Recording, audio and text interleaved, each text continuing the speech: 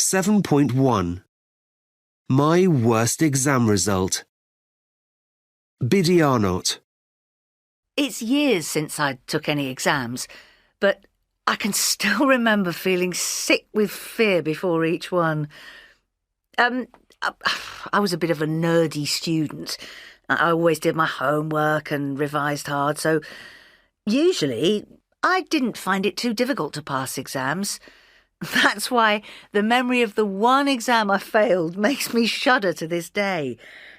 It was my domestic science exam. Well, at least that's what they used to call it in those days. It was, in fact, a cookery exam. And who could possibly fail that? I know all we ever learned to make in class were ginger biscuits and spaghetti bolognese, but I'm still not sure how I managed to fail. All I can remember is that one minute the fish pie was in my hands, the next it was face down on the floor. I tried to pick up the bits and arrange them in another dish, but it was hopeless, and I knew it. I failed miserably, my worst ever result. Ironically, today I am quite a good cook. I just hate making fish pie. Ted Stockton. I'm a teacher, and I think it's good to be able to say to my shocked students, I once got 9% in an exam. That was what I scored in the chemistry exam at the end of my first year at university. My other results weren't much better. I only just managed to get enough marks overall to allow me to continue to the second year. Actually, the dismal mark was no surprise. I'd had a ball in my first year and neglected my studies. But 9%...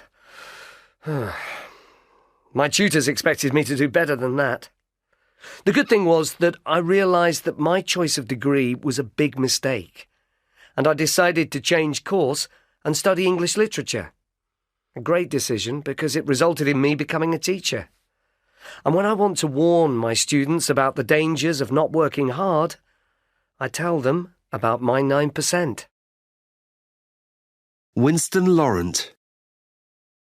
I wasn't a star pupil, but I was good at taking exams. I was particularly good at maths and physics, and I dreamed of becoming an astronaut. I hoped to be the first black guy on Mars. Failing that, a stockbroker in the city and make millions. Our maths teacher let us work at our own speed, and by the time I was 14, I was years ahead of the rest of my class. My teacher encouraged me to take the advanced level maths exam at 14, but I was worried about being called a swot, so I refused to. I stopped working so hard. Then, when I finally took the exam at 18, I failed miserably. I could no longer look forward to being an astronaut or a stockbroker. I studied politics and sociology instead, and finally became a TV news reporter.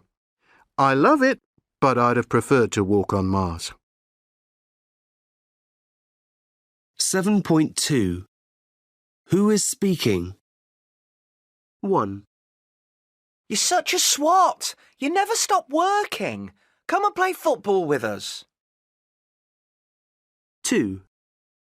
Sir, we'd like to know why you got such a low mark. 3. Oh, my goodness, what a mess! You have no chance of passing now. 4. Good evening. Talks have broken down with the train drivers, and they're expected to go on strike next week. 5. Oh, I didn't mean to drop it. It was an accident. 6. OK, I hope you all managed to finish writing the essay on the Romantic poets. 7.3. I was a horrible teenager. I feel bad about it now. I was a horrible teenager. I made my poor mum and dad suffer so much. I didn't mean to, but my friends were all important and mum and dad were just embarrassing. Tell me about it. I'll never forget going on this awful picnic with mine. I was about 14, I think. Didn't you want to go? Well, no, they forced me to. We drove to the countryside and stopped to have our picnic by the river. My dad put a rug down on the grass and wanted me to join them, but I refused to. I wouldn't get out of the car. Why not? Oh, you know, I felt embarrassed. I didn't like the idea of sitting with my mum and dad on a rug, eating egg and tomato sandwiches. Just wasn't cool. Oh, your poor mum and dad. Well, I remember standing in our kitchen yelling, "I hate you! I hate you!" at my parents. Why? What had they done? Or more to the point, what had you done? Oh, I persuaded them to let me go to this big party. And it was near my exams, and I promised to be home by midnight, and... And, of course, you weren't. No, it was 2:00, and they kept calling me, and I didn't answer my phone. I was grounded for a month. Well, I remember when I'd just passed my driving test, and I begged my mum to let me borrow her car, and I crashed it, turned it over in a ditch. Oh, you two were horrible. Me, I was such a boring teenager. I didn't behave badly at all. My mum and dad were kind of cool, so maybe I didn't need to. 7.4. The reduced infinitive. 1. Did you post my letter? Oh, sorry, I forgot to. 2. I can't go out with you this evening. Sorry. Oh, but you promised to. 3. Why did you give Lily my number? Because she asked me to. 4. Do you think you'll apply for that job? No, I've decided not to. 5. Were they a difficult team to beat? Yes, but we managed to. 6. Are you taking Nick to the airport? Well, I offered to, but he said I didn't need to. 7.5. The best of friends. Kate. I had a best and worst friend. She was called Carly Robson. Everyone wanted to be Carly's friend. She could pick and choose her friends. She was really athletic, great at all sports, especially running and hockey. Teachers loved her because she won so many trophies for the school. She could do no wrong. Every now and then, when there was no one more interesting around, she'd let me be her friend, and we'd go shopping together or something. Stupid me. Then she'd just drop me, walk past me in the corridor. I hate myself now for being so upset, but it took years for me to realise that she just wasn't worth it. She got bored with sport eventually. I'm not sure what she's doing these days. Last I heard, she was working in a pub. Dave. Well, I met my best friend on my first day at university. I just moved into my student room when this huge family arrived to move Danny into the room next to mine. I'm an only child, so 3 small boys kicking off in the corridor outside my room filled me with horror. And then, when they finally left, there were so many tears and hugs as they all said goodbye to their precious Danny. My dad had brought me to uni, and he had left after 5 minutes after a quick hug. Anyway, Danny and I introduced ourselves, and in no time we were talking and laughing together. So that was the beginning. Then we discovered we had a lot in common. We were on the same course, and we both loved cooking. We ended up doing a lot of cooking for the other guys on our corridor. Well, that was 12 years ago.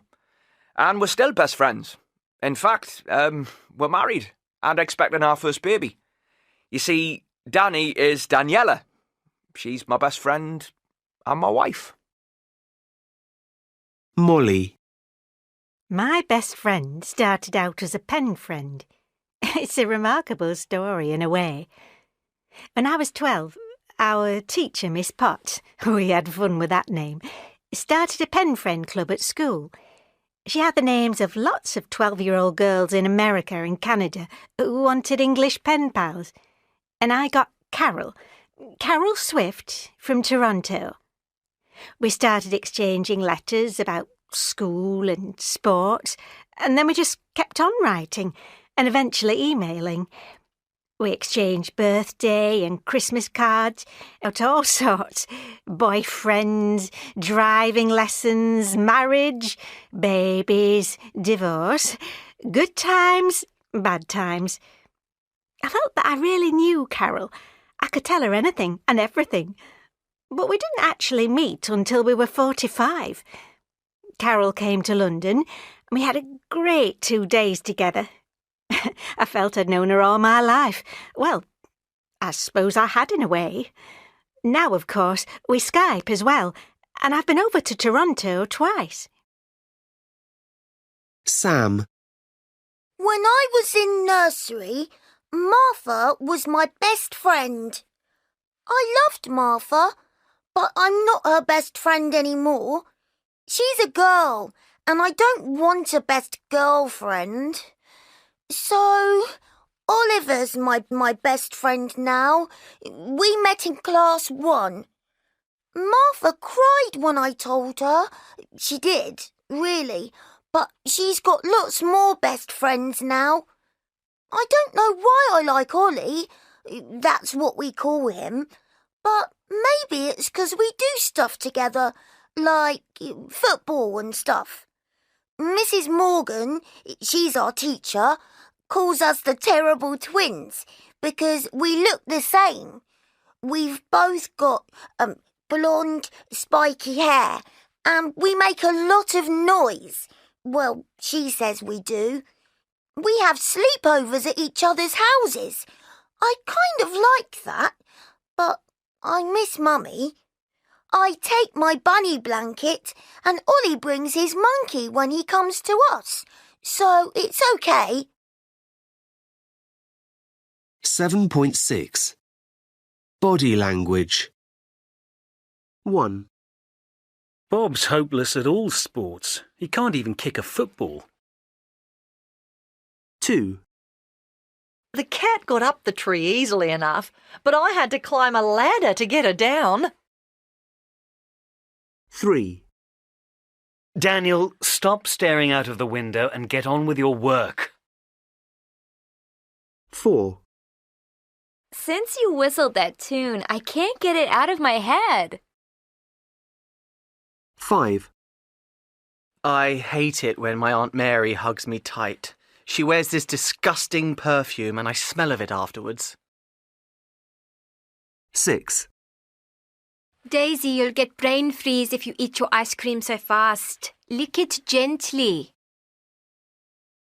7. Do people kneel down to pray in all religions? 8. I keep trying to stop biting my nails, but I can't. I can't kick the habit. 9. I'm terrified of blowing up balloons in case they go pop. 10. Don't scratch that insect bite. You'll get an infection. 11. By the end of the concert, we were all clapping our hands in time with the music. 12. The CCTV camera showed the gunman pointing a gun at the bank clerk. 13. My dad's useless at doing DIY. He can't even hit a nail with a hammer. 14. My 2-year-old nephew is so cute. He loves marching up and down like a soldier. 7.7 You poor thing. Conversation 1. Oh dear, what happened to you? Oh, I fell and twisted my ankle. You poor thing. How did you do that? Well, I was walking and texting and I didn't see this bump in the pavement and... So you fell while texting? And you've only got yourself to blame. Conversation 2. How was the restaurant? It was so bad. We're not going back there again. Why not? Well, I found a caterpillar in my salad. I nearly swallowed it. Ugh! How disgusting! Conversation 3. My phone's broken. It fell down the loo. Oh no! What a disaster! Is it completely ruined? No, I've put it in a bag of rice. You've done what? Why? Well, someone told me the best way to dry it out is to leave it in rice for 48 hours. Rice? That's such nonsense. I bet it won't work. 7.8. Exclamations. 1, His lectures are so boring. I can't help falling asleep. 2, Is it for me? How lovely. That's so kind of you. 3, What a coincidence! I didn't know Tom was your cousin. 4, You won £1,000? What luck! I never win anything. 5, That's such a stupid idea. It'll never work.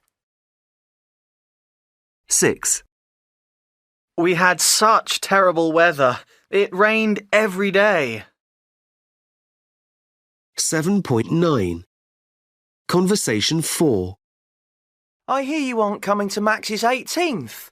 What a pity. Yes, it is, but it's my grandpa's birthday too. But everyone's going to Max's. It'll be such fun. I know, but it's grandpa's 80th. Oh, well, don't worry. Max will understand. An 80th birthday is more important than an 18th. Conversation 5. Carl texted Anna to say that he dumped her. How dreadful! He couldn't tell her face to face. Yeah, he's such a coward. Oh, well, I think she's well rid of him, don't you? Conversation 6. My Wi-Fi keeps disconnecting. How frustrating. But you know what they say. What? Just try turning everything off and on again. Yeah, I know, but I have to do that 2 or 3 times a day. It's so annoying. Time to call an engineer.